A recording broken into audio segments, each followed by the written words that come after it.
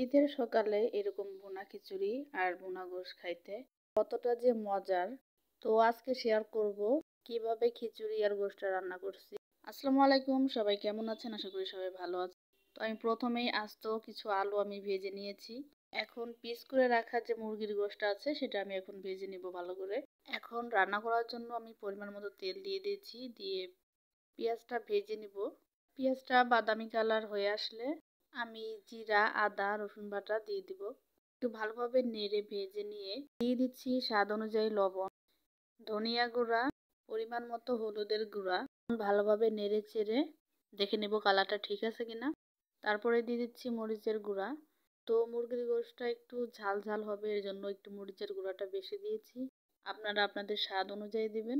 একটু পানি দিয়ে ভালোভাবে নেড়ে নিব। এখন দিয়ে নিচ্ছি 2-3টা এলাচ, 2টা দারচিনি, 2-3টা লবঙ্গ, 2টা তেজপাতা, অল্প কয়েকটা গোলমরিচ। দেওয়া হয়ে গেলে মশলাটা ভালোভাবে কষিয়ে নিয়ে তারপর গোশটা দিয়ে দিব।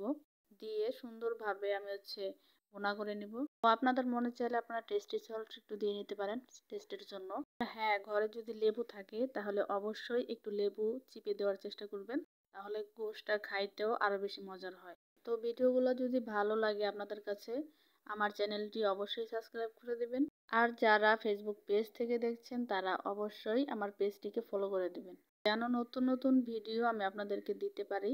আমার গোশটা কিন্তু প্রায় হয়ে গেছে। এখন এটা নামাই ফেলবো, ঠান্ডা হয়ে গেলে আরো ঝোলটা শুকিয়ে যাবে।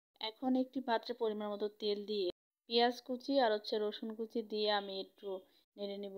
একটু বাদামি কালার হয়ে আসলে আমি বাটা যে মশলাটা আছে সেটা দিয়ে দিব। আদা, রসুন, জিরা বাটা। এখন দিয়ে নিচ্ছি পরিমাণ মতো কাঁচামরিচ, দিয়ে ভালোভাবে একটু নেড়ে নিব। দিয়ে দিচ্ছি এলাচ, দারচিনি, লবঙ্গ, তেজপাতা, গোলমরিচ দিয়ে এখন একটু পানি দিয়ে, না হলে নিচে লেগে যাবে। পরে ভালোভাবে একটু নেড়ে দিব। এখন দিয়ে নিচ্ছি ধনিয়া গুঁড়া আর হলুদের গুঁড়া দিয়ে ভালোভাবে মশলাটা আমি নেড়ে এখন দিয়ে নিচ্ছি অল্প পরিমাণ মরিচের গুঁড়া, জাস্ট কালারের জন্য। এখন মশলাটা ভালোভাবে নেড়ে চেড়ে সুন্দরভাবে কষিয়ে নেব। মশলাটা কষানো হয়ে গেলে যে চাল আর ডাউলটা আমি ধুয়ে রেখেছিলাম সেটা আমি এখন দিয়ে দিব। দিয়ে ভালোভাবে ভেজে নেব। ভাজাটা হয়ে গেলে আমি পরিমাণ মতো পানি দিয়ে নিব। আধা কেজি চাউলে আমি 1 কেজির একটু কম পানি দিয়েছি, কারণ খিচুড়িটা একটু ঝরঝরা হবে তাই। 1 কেজির একটু কম পানি দেওয়ার কারণ আমি আগে থেকে চালটা ভিজিয়ে রেখেছিলাম, তার জন্য। সমান করে পানি দিলে ভাতটা নরম হয়ে যেত। এখন লবণ চেক করতে গিয়ে দেখি আমি লবণই দেইনি, তো এখন লবণ দিয়ে নিচ্ছি।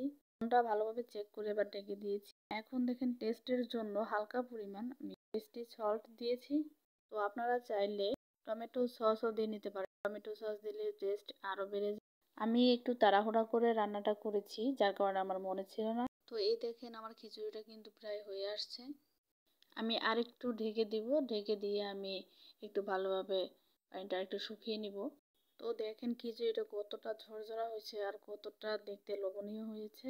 শীতের সকালে ঠান্ডা ঠান্ডা পরিবেশে যদি গরম এরকম খিচুড়ি হয় আর যদি সাথে গোশ থাকে, তাহলে তো খিচুড়িটা আরো স্পেশাল হয়ে যায়। আমার কিন্তু খিচুড়িটা হয়ে গেছে, এখন সার্ভ করে দেখাবো। এই দেখেন কতটা ঝরঝরা হয়েছে, একদম পারফেক্ট। আমি যেরকমটা চাচ্ছিলাম সেরকমই হয়েছে। ঘ্রাণে ঘরটা ভরে গিয়েছে। হাজবেন্ড তো খাওয়ার জন্য খুবই তাড়াহুড়া করতেছে, তাই খাবারটা হাজবেন্ডকেই বেড়ে দিচ্ছি। আর হ্যাঁ, খিচুড়ির সাথে কিন্তু আমি জলপাইয়ের আচারও দিয়েছিলাম। জলপাই আচারের এখনো ভিডিওটা দেওয়া হয় নাই। আমি অতি তাড়াতাড়ি জলপাই আচারের ভিডিওটা আপলোড করব।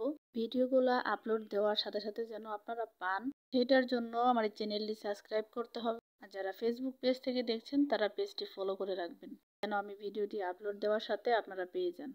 এই দেখেন আমার ডেকোরেট করা শেষ। তো কেমন হয়েছে অবশ্যই কমেন্টে জানাবেন। সবাই ভালো থাকবেন।